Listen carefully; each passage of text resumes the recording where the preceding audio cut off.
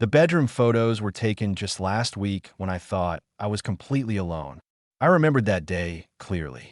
Mom had a double shift, and Richard had supposedly gone golfing. He'd even shown us pictures of himself at the course when he returned home that evening. Had he come back early? Or had he never gone all?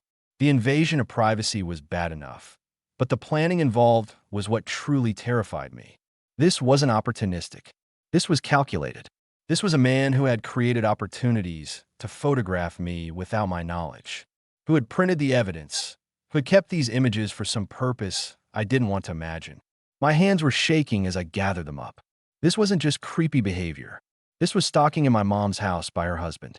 I locked myself in my room and called Jessica, explaining everything through tears. "You need to tell your mom and get out of there," she said firmly. "I can't just drop this bomb on her with no warning," I argued. "She loves him. What if she doesn't believe me? Then come stay with me while you figure it out." Jessica insisted. "This guy is predatory and it's escalating. Those photos are serious, Anna. What if there are more?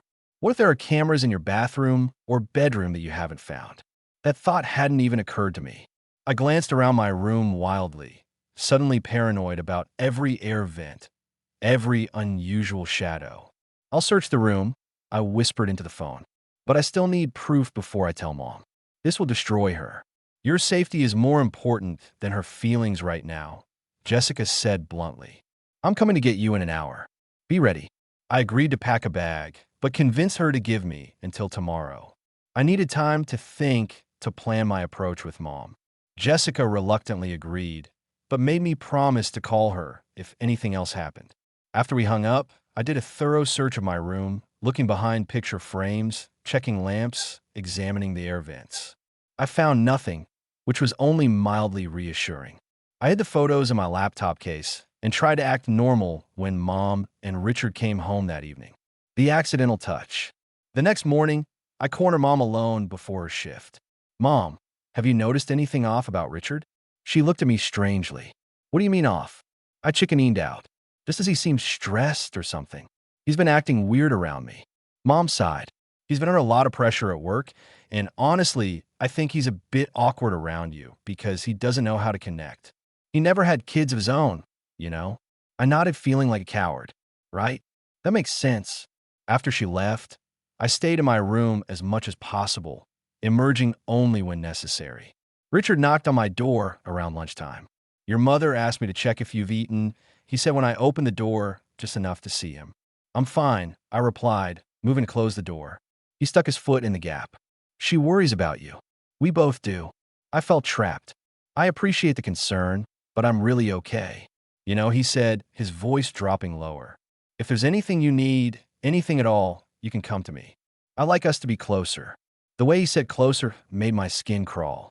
"Thanks," I said curtly, pushing the door against his foot until he finally removed it. That evening, while I was washing dishes after dinner, Richard came up behind me, reaching around me to put his glass in the sink, his front pressed against my back and his hands rested on my waist for a moment. "Sorry," he murmured, his breath hot on my neck. Tight space. It wasn't a tight space. The kitchen was huge. I dropped the plate I was washing and stepped away. "I'm not feeling well. Going to lie down." The breaking point.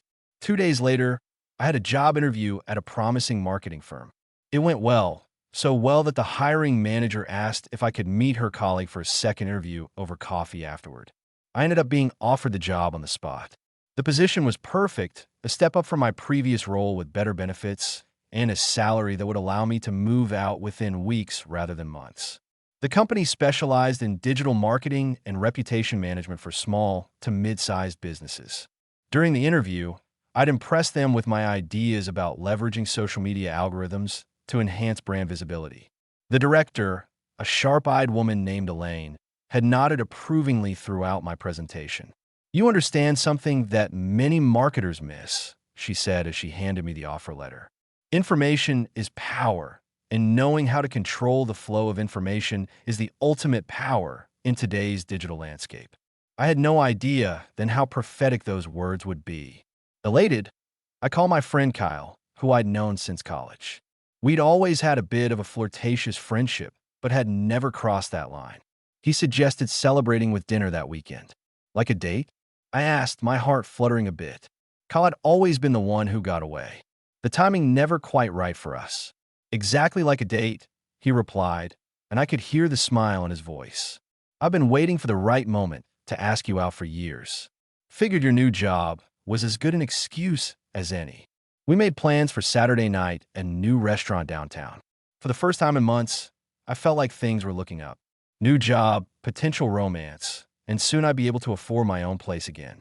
I practically floated home. Mom was working a night shift, so the house was quiet when I arrived.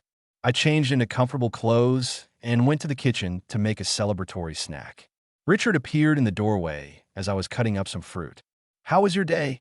he asked, his tone casual, but his eyes intense. "Great, actually," I said, deciding to be civil. "I got a job offer." "That's wonderful," he said after a pause. "I suppose you'll be moving out soon, then?" I nodded. "As soon as I save for a deposit." "Your mother will miss you," he said, moving closer. "We both will." "I'll visit often," I replied, stepping back until I felt the counter against my spine. "I saw you talking to someone in the driveway the other day," he said abruptly. "A man." It had been a postal worker delivering a package that needed a signature. "Nothing more. Just a mail carrier," I said, uncomfortable with the question. "You seemed very friendly." I didn't respond, focusing on my fruit. "And who were you on the phone with just now?" He pressed. "When you came home, you were smiling." The hair on the back of my neck stood up. Had he been watching me from the windows again? "Just a friend," I said vaguely, gathering my plate. "Excuse me, I need to." "Is it a male friend?"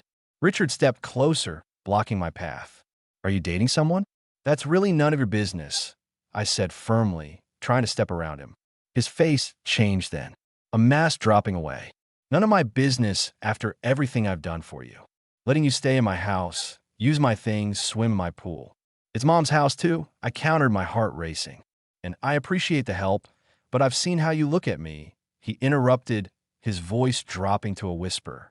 "Prancing around in your swimsuit, staying up late in those little shorts. You're not naive,